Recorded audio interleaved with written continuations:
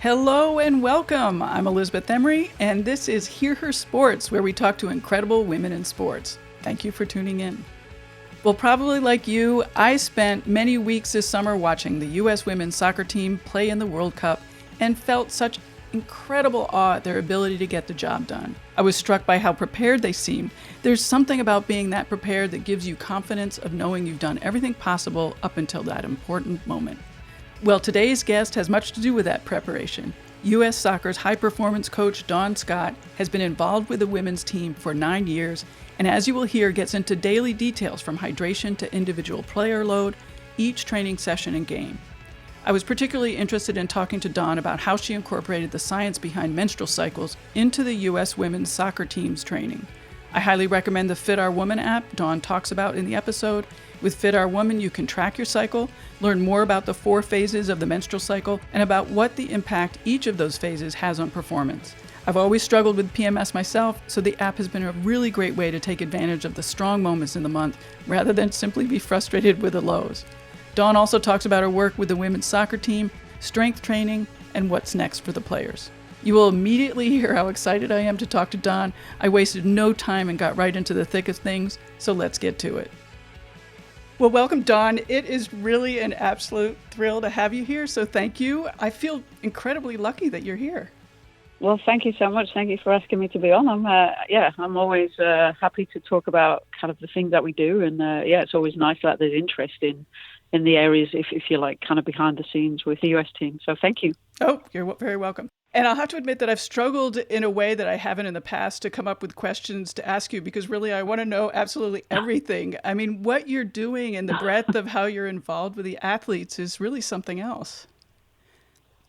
Well, thank you very much. Okay, that could be an interesting journey over the next 40 minutes or so. Exactly. We don't have time for that. So I did come up with questions. Okay. What are your days like? And I also suppose, how do your weeks differ throughout the year? So how are you planning the year? What are your days like? How are you interacting with the athletes? Sure. Wow. Okay. Lots of big questions straight away. I mean, a typical day, I guess there isn't a typical day is probably the first response, because my day varies whether I'm in camp and also even the nature of that camp. Like, sometimes we'll have a training camp and there might be some testing or monitoring going on.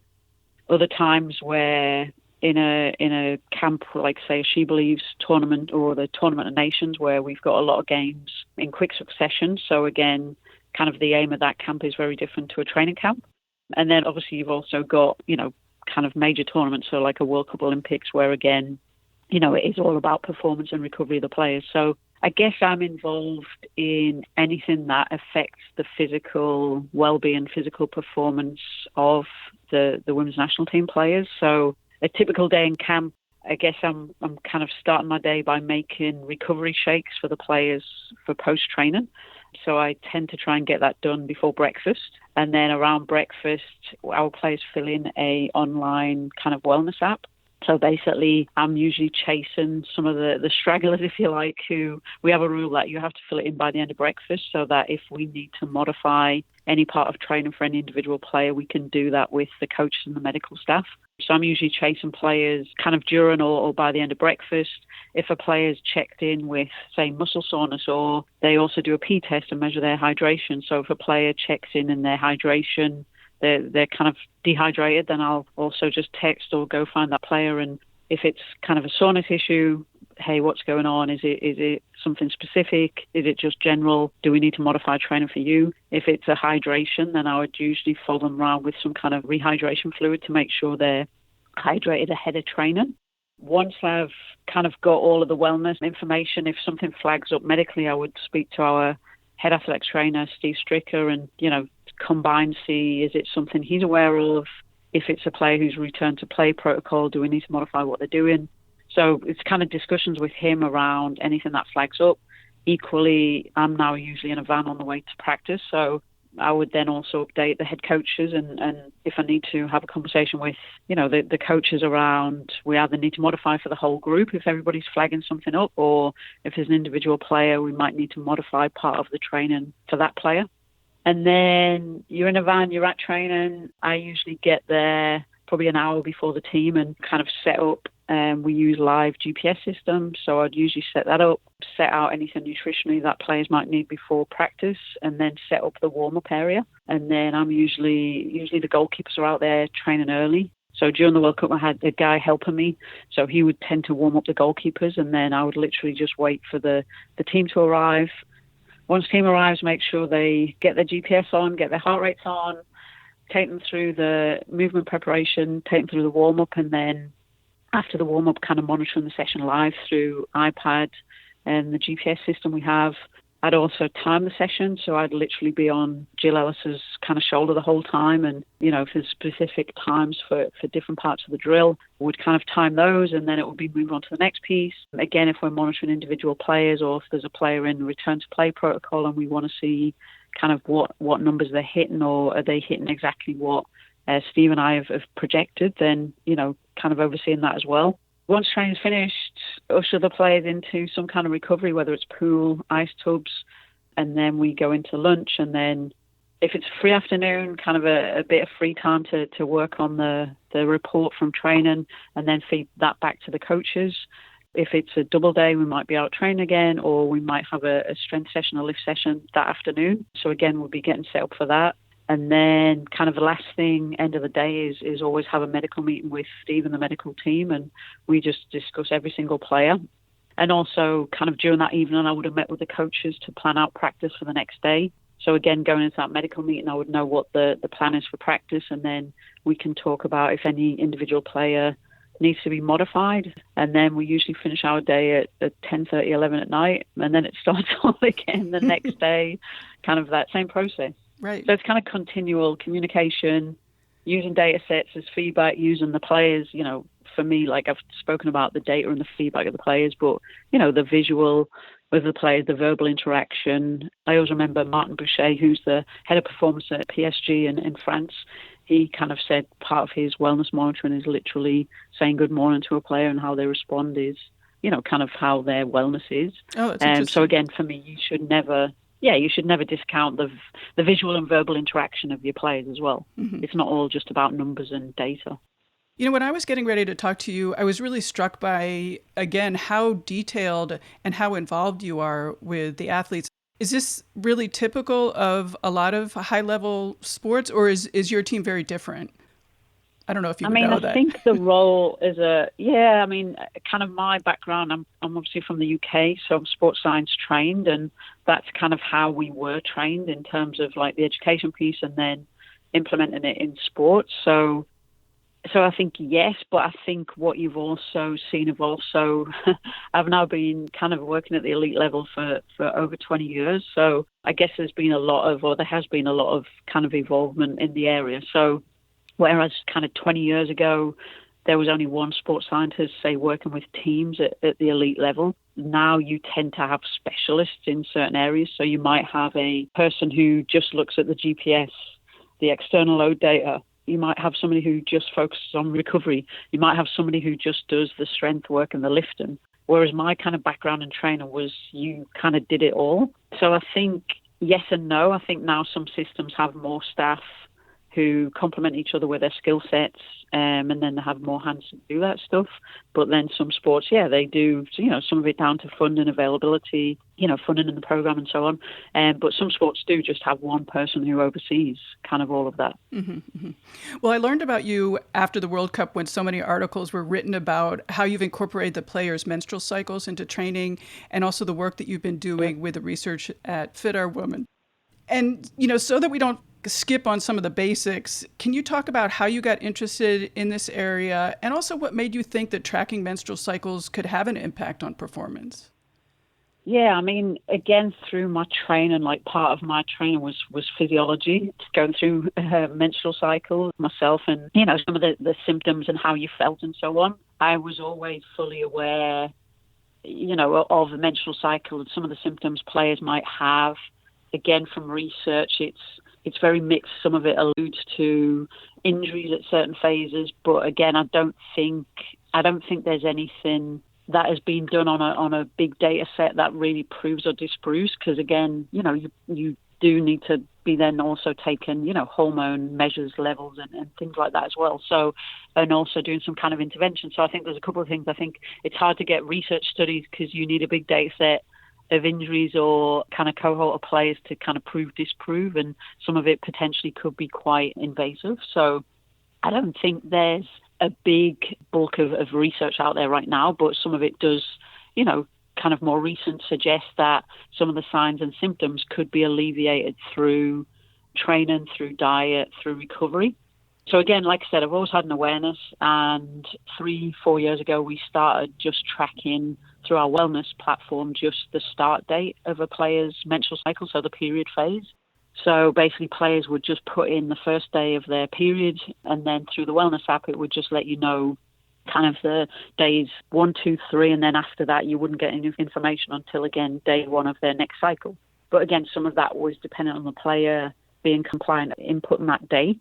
So again, you might look at historical data and a player might have 2 or 3 missed cycles, and, without speaking to the player, you're not sure if that was compliance or if that was kind of amenorrhea or missed cycles or so on.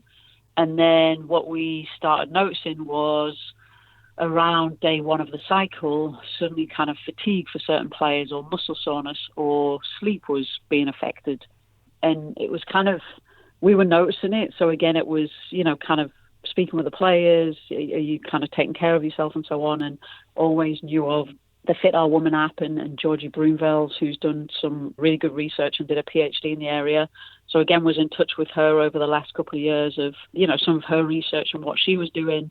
And then really it kind of December last year, we did some correlations between some of the sign symptoms and the phase of the cycle. And, for 4 or 5 of our players, it was clear that they were experiencing, some quite key symptoms leading into the start of their period. So again, conversation with Georgie, kind of how can we try and kind of monitor that? How can we lessen the impact of those? How can we make sure performance isn't affected?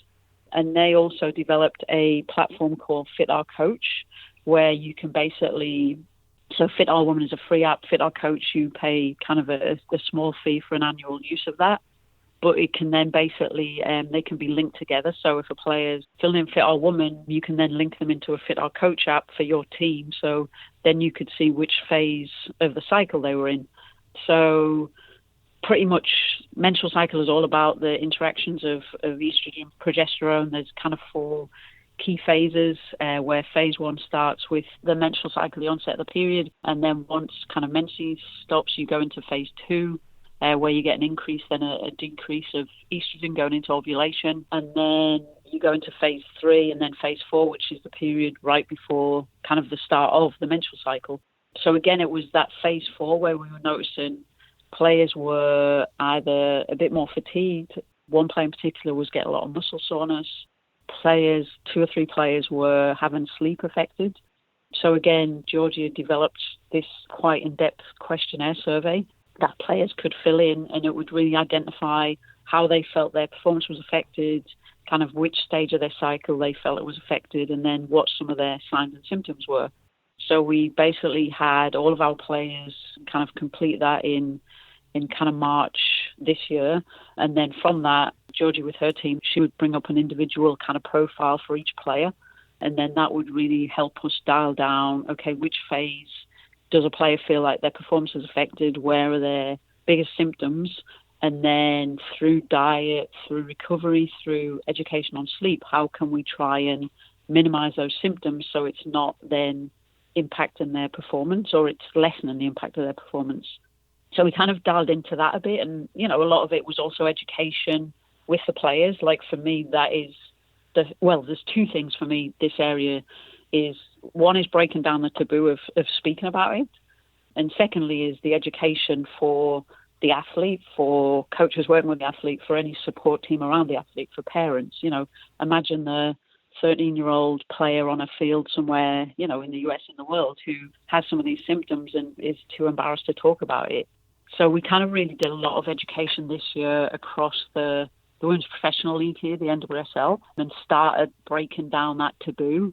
Like myself and Julian Haig, who works with me across the league, we went out to the 9 women's pro teams here in the US, and he delivered 5 of the workshops and I did 4 of them. And, like for him being a male, he on the first one was a little bit awkward talking about it. But then, as you speak about it more, you start to break down that kind of awkwardness or embarrassment. Like even me, when I was delivering some of the sessions, could see players at the start of it kind of like fall down in their seats and almost pull their jacket up because they were embarrassed. But But then as you engage them, as you got into the talk and was like, it's okay. Like we're females. We're not mini males. We're not kind of clones of males. We're females and we have different physiology, and this is what happens. And yes, you can sit there and choose to ignore it, or, I'm always very much proactive. I always feel like if something can improve a performance or reduce something physically or improve it physically, I'll always kind of chase it and try it. So, again, it was, if you're having these symptoms, like try this and this is going to help you, and this is then going to help your performance. Yeah, what has been the reaction of the athletes after that initial scrunching down in the seat? I mean, have they been using your suggestions, and have you seen improvement? Yeah, I mean, even in some of those, like kind of the education workshops alone, like as you progress through the talk, suddenly they would get more engaged, or you would put up some typical symptoms at different phases and you would suddenly see players like the reaction in their face, like, oh, wow, like I get that, or the nodding. And I don't know, like some of the key kind of symptoms are kind of dysmenorrhea, painful periods. You can get bloating, you can get mood changes, you can get reduced recovery, you can get disturbed sleep. So, again, for me, some of those things like disturbed sleep, like, okay, well, what is your sleep hygiene? So can you make sure your bedroom environment is promoting optimal sleep? So anything from, it being dark, it being cool, maybe using lavender, because lavender is something that promotes sleepiness. Can you use an eye mask? Can you use earplugs? If you need to, there's proteins or there's kind of melatonin or something like that you could use that would actually promote sleepiness a little bit. So for me, it's all about, if you can reduce some of these symptoms, then you actually lessen the impact of the menstrual cycle on performance. Right. You've mentioned the wellness app that your players are filling out. Is that similar to the Fit Our Woman app? And if somebody listening wants to be tracking in the same way, can they use the app well enough? Yeah, I mean, for me, like the Fit Our Woman app is a great app. It's a free tool. It has a great education platform on there in terms of what the different phases mean. Some of the key areas it talks about is the physiology behind each phase, and then in terms of like training, nutrition, and then recovery, kind of what you should focus on at each phase. So again, some of the thinking is in the phase of 3 and 4, when the body is a little bit more fatigued and not recovering as well, try and maintain your training a little bit, whereas in phases 1 and 2, actually push on your training and develop a little bit. So, the app is very much educational as well. And also it gives examples of, like, say, nutrition, in phase 4, focus on antioxidant foods, and it actually gives recipes that promote some of those foods that would be useful kind of during that phase. So, yeah, absolutely. I mean, like I say, it's free, it's available. So, for anybody who maybe doesn't have the luxury of having support around them, it will be a great tool and visual to use and actually just learn initially some of the phases and some of the kind of symptoms and how you can then overcome some of those areas. Yeah, I've started to use the app and it's really interesting. They have a lot of check boxes for different symptoms that you're feeling, everything from soreness and illness and stuff. So it's really fascinating. I'm wondering how I'm going to do the analysis, but that's the next phase. Indeed. How are you meshing the discoveries that you're making about the menstrual cycles with, the training plan that you had been using prior to all that? I mean, I would say right now we haven't really changed training kind of based on menstrual cycle. Again, kind of my thoughts and philosophy, and, I've spoke to Georgie quite a bit about this. For me, like a couple of the key phases where some of the symptoms are greatest are kind of phase 4 is probably a big one, because that's when chances are kind of body's bloated a little bit more from water retention. There's a greater need for antioxidants. Recovery is slightly reduced, and then sleep can also be affected. So again, for me, if a player can try and address those areas and almost like negate the impact of those, they can then go into their training actually in a better recovered state than if they've not addressed them. So for me, like, I feel like you can reduce the symptoms, minimize the symptoms, really do that through diet, through nutrition, through recovery and sleep.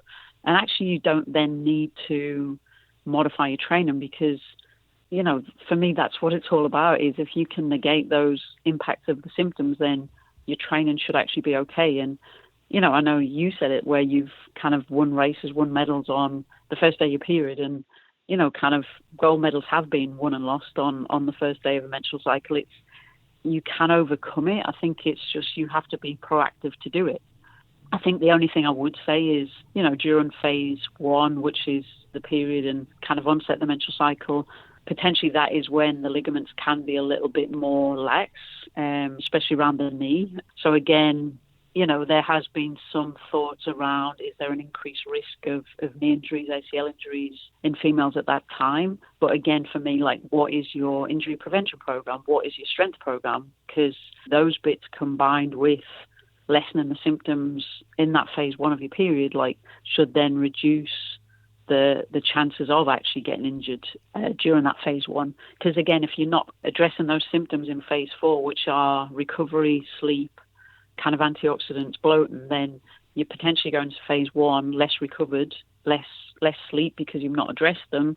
So that combined with the looser ligaments, the more lax ligaments, yes, for sure, can lead to increased injury risk. But if you're lessening those symptoms and you're stronger, you've paid attention to your injury prevention, then, you know, phase 1, you should be able to tolerate those kind of trainer loads, trainer levels. Right. I can't remember where I saw this, but you said it's good to be on top of this stuff before it happens, which I think is probably the greatest benefit of this app. Is it's just sort of a reminder, like, hey, you know, it's phase 4, you know, pay attention. Yeah.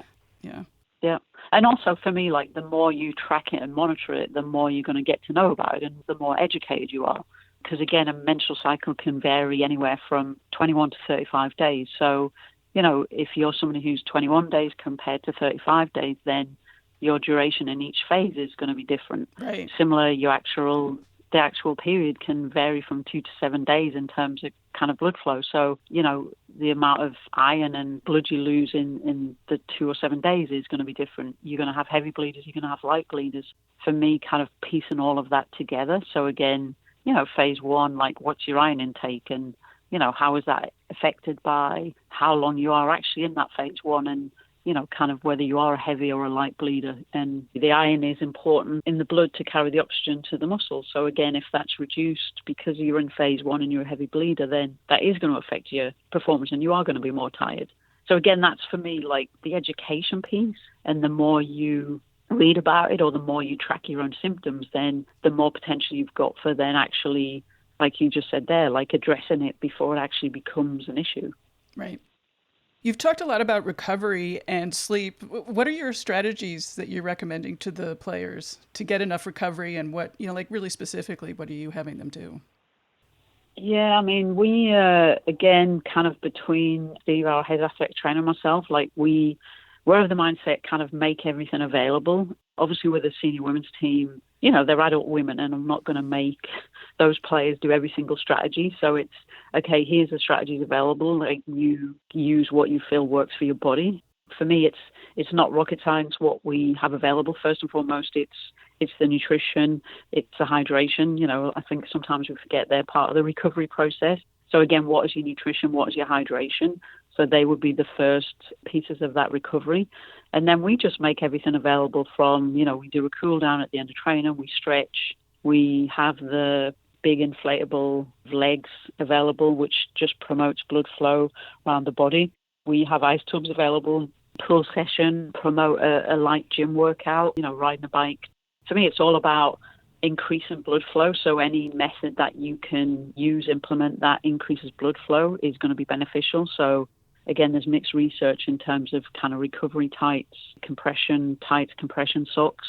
The physiology behind it is that it kind of compresses, so then promotes blood flow. So they're kind of the big ones. We have kind of massage therapists available when we travel. So again, kind of making that available for players. So really just promote all of those different tools and methods. And then, like I say, it's kind of on the players to piece together exactly what they feel works for them.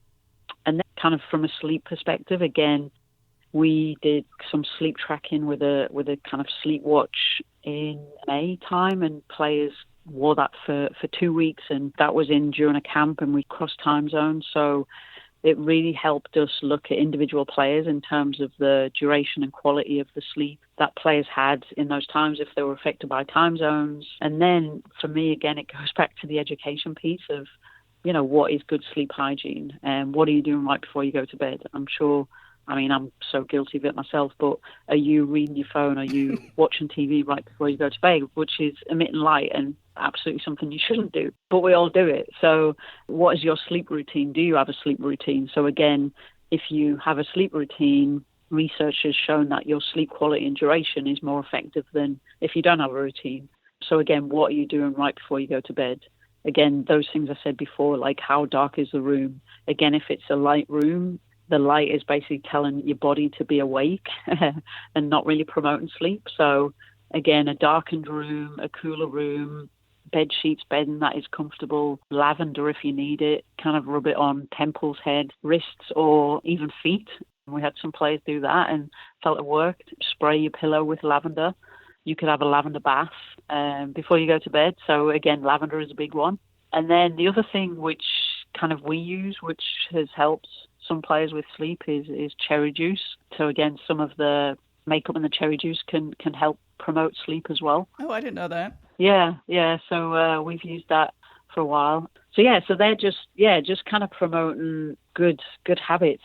Like again, it's absolutely similar to the menstrual cycle. It's all about education, awareness, and forming good habits and doing it every single day.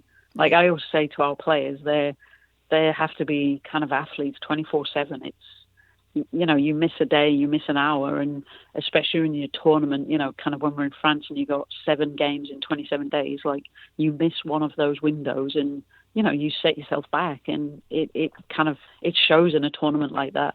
Yeah, you did an impressive job keeping everybody healthy and active and ready to go during a month. A month is a long time to be on the road and ready. It was actually 50 days. Okay, 2 months. I'm known as the countdown queen, but we actually started our journey in New Jersey with our final send-off game around about the 22nd of it was before then, around about the 22nd of May, and then from there went into England for a training camp for 2 weeks, and then into France. So it's again, it's a collective of working very closely with our technical coaches in terms of the planning and periodization of training kind of around the games, of individual needs for players, mapping out our actual World Cup games and what training we need to do in and around those. Even once you get to the World Cup, you're kind of differentiating between players who are now accumulating a lot of playing minutes in the games, and then, some players who are playing moderate amount, and then you almost have some who are playing very little. But you also need to make sure those players who are not playing much are always ready for if they need to be playing. So their training is very much different to the players who are accumulating playing time. So kind of that plan and periodization is obviously a big part of that. And, the other piece again is incredible work that the medical team did out in France. We had 4 athletic trainers, 2 team physicians and 3 massage therapists. And, those guys worked around the clock. We had the medical meeting at 10:30 p.m. every night, and those guys would be treating and doing hands-on work until 10:30 most nights. So,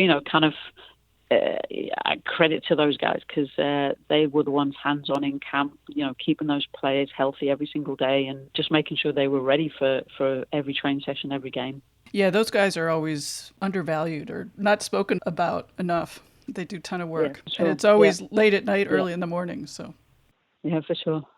What's next in your research, in your implementation of, the things that you're learning, training, goals for the next 4 years, or maybe, for Tokyo? Yeah, I think there's a few things. I think with the menstrual cycle, we did it just with the US women's team in these few months. We're hoping to do that across the whole NWSL.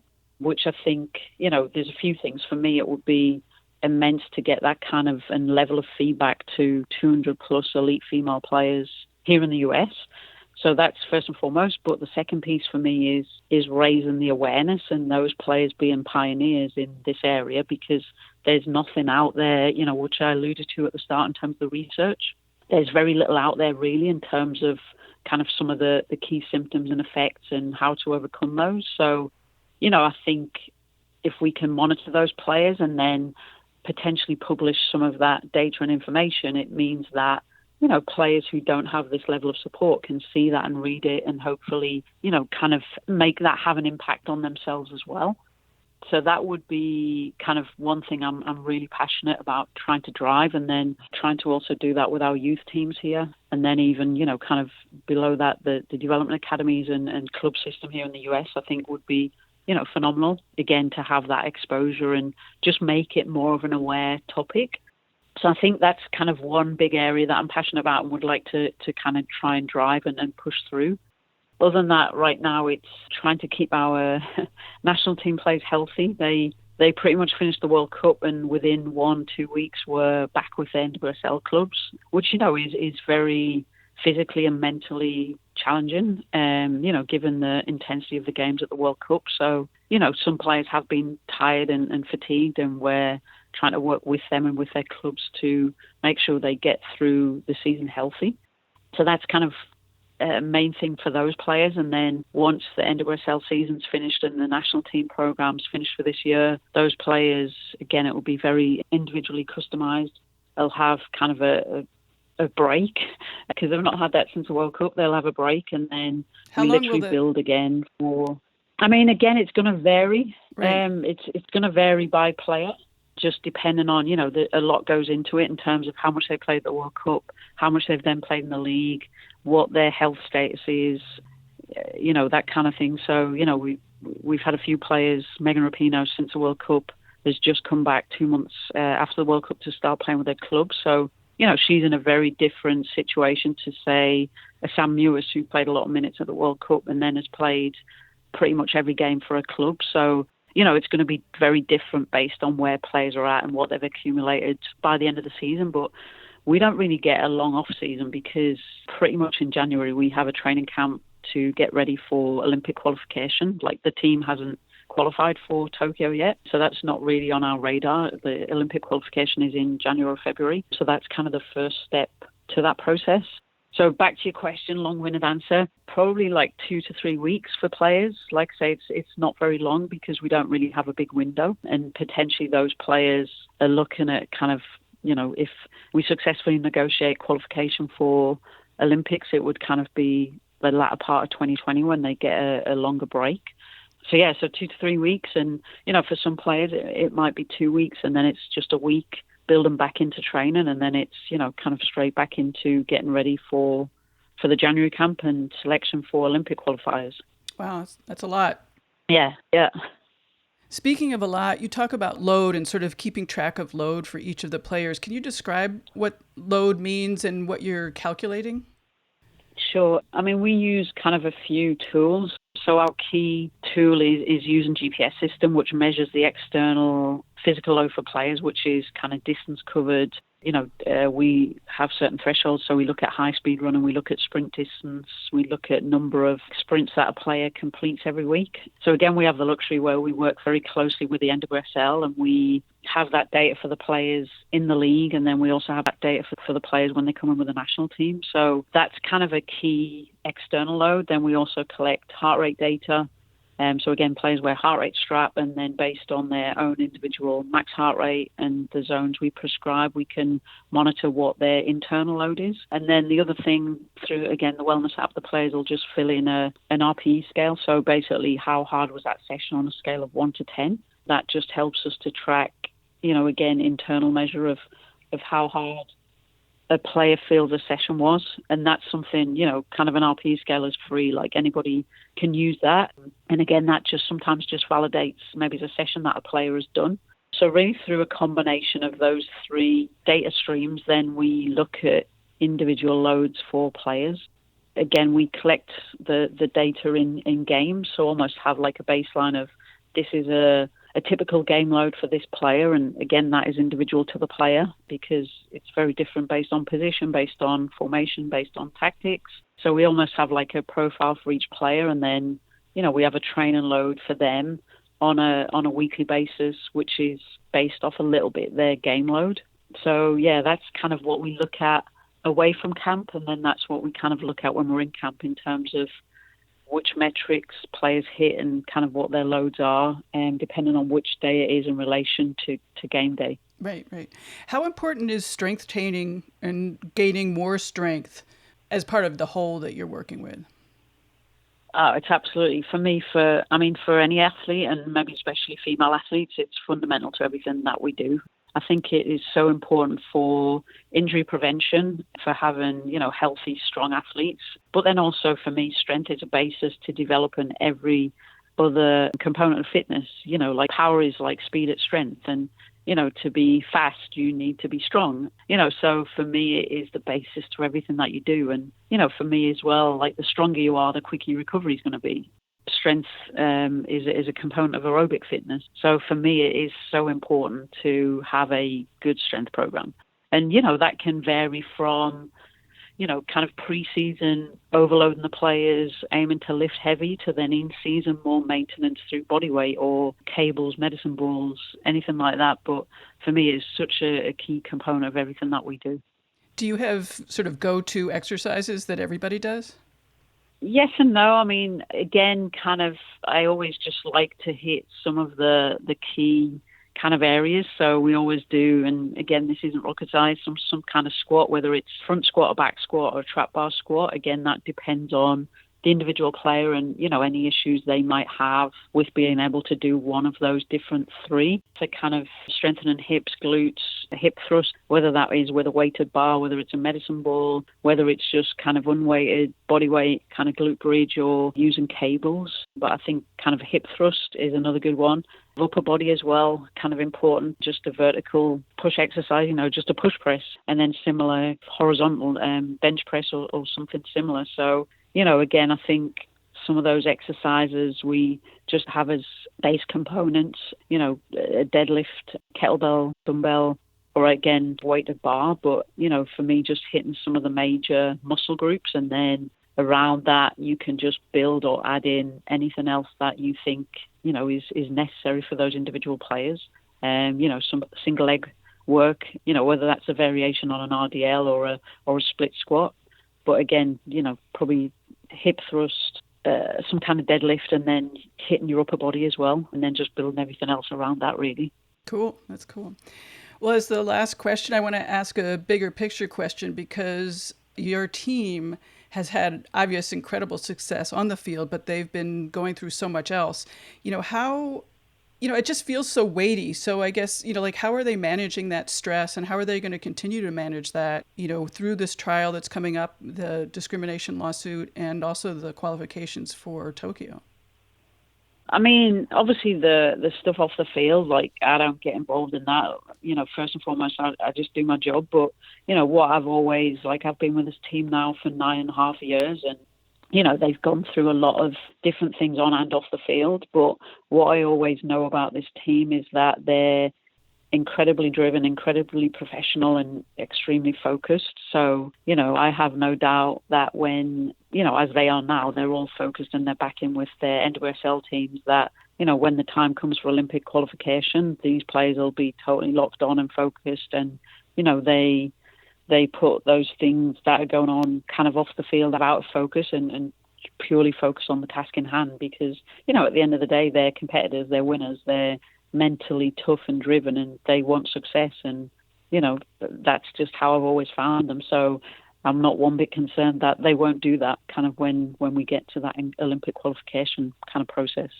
It's very commendable that it doesn't add to their stress, or doesn't seem to add to their stress. I like it.